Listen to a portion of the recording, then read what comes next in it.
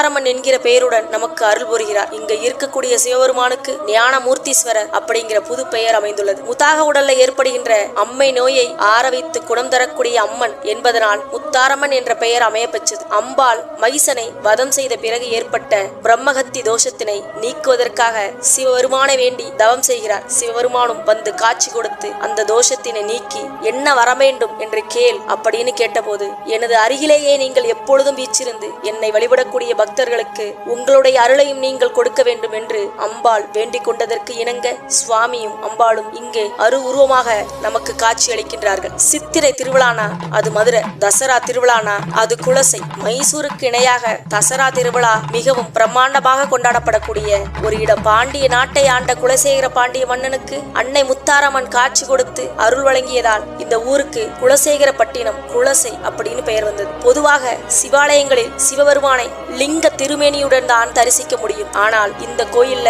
சிவபெருமானும் பார்வதி தேவியும் அமர்ந்த கோலத்தில் காட்சி தருகிறார்கள். மக்களோட உடம்புல ஏற்பட்ட முத்து போன்ற அம்மையை இந்த அம்மன் ஆட்சியதால் முத்தாரம்மன் அப்படிங்கிற பெயர் வந்தது. ஒரு சாதாரண கோவிலா இருந்தது இன்னைக்கு உலக பிரசித்தி பெற்ற கோவிலா மாறி இருக்குதுன்னா அதற்கு காரணம் முத்தாரம்மனின் சக்தி தான். குலசை மக்களோட தெய்வமே முத்தாரம்மன் தான். முத்தாரம்மனை நம்பி வர்றவங்களோட வாழ்க்கையை முத்து போல எப்போதும் பிரகாசமாக ஆக்குபவள் தான் இந்த முத்தாரம்மன். உங்களுக்கும் முத்தாரம்மன் பிடித்திருந்தால் முத்தாரம்மன் துணை என கமெண்ட் செய்யுங்கள்.